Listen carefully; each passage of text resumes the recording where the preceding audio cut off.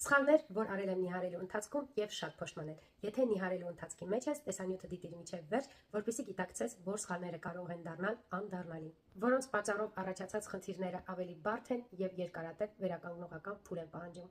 Քանի որ ես ունեի ահռելի մեծ քաշ, իմ նպատակն էր արագ ազատվել այդ կարգավիճակից։ Այսպիսով շեշտը դրված էր կիլոգրամների եւ արագության վրա։ Չբավարարելով իմ սպիտակուցի օրվա կարևոր քանակը, ես նիհարեցի մինուս 27 կիլոգրամ, կորցնելով մեծ քանակությամբ մկաններ։ Այս ամենի շնորհիվ ել ավելի վատթարացավ իմ նյութափոխանակությունը, իմունային համակարգը։ Ֆիզիկական ակտիվությունս ապահովում էի միայն 10,000 քայլ քայլելով։ Այսպիսով դուրս էր գալի, որ ես կատարում էի միայն կարդիո տրենինգներ։ Իրականում, եթե ցանկանում ես գեղեցիկ ձիգ-սլացիկ մարմին, պետք է անպայման կատարել նաև ուժային վարժություններ։ Ուժային վարժություններն են ձգում մեր մաշկը։ Այս կարևոր փաստը իմ առօրյայում դառավ իրական գործ, իմ մոտ եւս սկսեց կառուցվածքային գերզգալի փոփոխություն։ Երրորդ սխալը դա այն էր, որ մտածում էի միայն առողջ բալանսավորված սնվելով ես կարող եմ ձիգ մկանները զարգացնելով նիհարել, բայց իրականում դա այդպես չէ։ Քանի որ նիհարելու բանաձևը դա կալորիաների սահմանափակումն է, իսկ սահմանափակ կալորիաներով դու չես կարող ապահովել քո օրվա սպիտակուցի քանակը։